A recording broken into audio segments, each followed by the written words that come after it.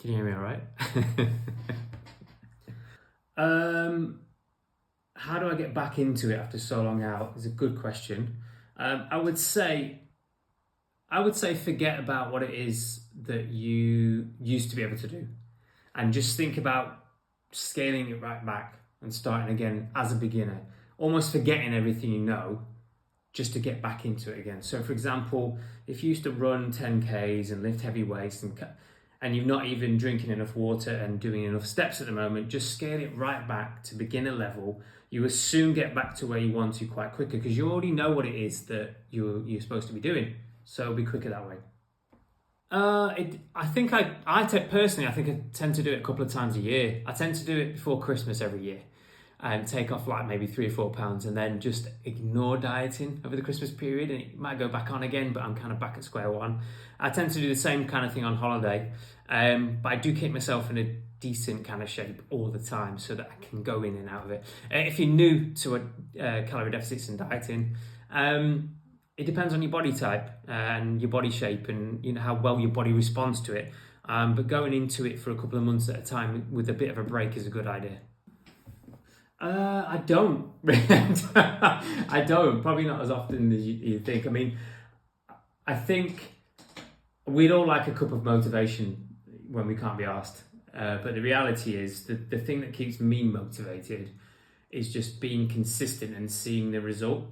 I think knowing the feeling of what I'm going to get when I stay consistent and get the results, it far outweighs the can't be asked feeling when I'm not motivated.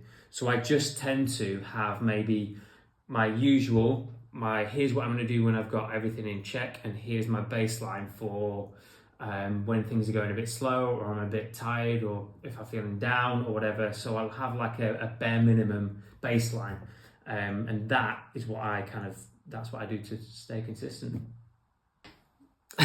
Yeah, of course I have. I think before I started in health and fitness, it was really bad. I used to be quite nervous. I used to be, I would probably be loud rather than confident to kind of, to pretend maybe I was. But now my confidence is pretty high because I'm pretty in control of what I'm doing. I'm pretty happy with the way things go. But yeah, I've definitely not been confident in the past. I guess if you aren't very confident, and you start doing the basic things like tracking your water, tracking your sleep, moving more, maybe exercising, wherever it may be, you will start to feel more confident straight away because your energy changes, your mindset changes, your mood changes. When you go down a dress size, for example, not me personally, but when you go down a dress size, that can spur on some confidence and you tend to want more. So you get this like positive domino effect of confidence when you start doing things. I would say weigh it up because the way that you're feeling, if you've been feeling down and low about your body confidence and issues and your health, and if you don't put a bit of time and maybe a bit of money into that, it's only gonna get worse the older you get. So I would always say try and look at your finances, figure out what you can afford, and then find something that fits into your budget.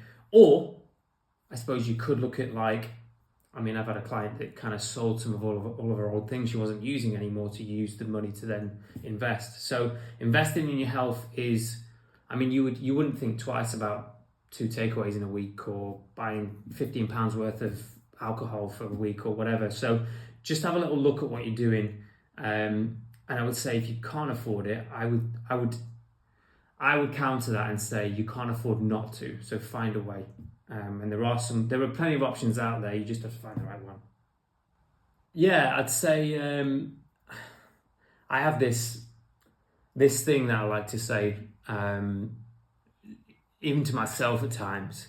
Like when you think about the most difficult thing and the most difficult struggle that you've been through in your life so far, and you've overcome that, whatever it be, whether it be like loss of somebody or a bad breakup or whatever.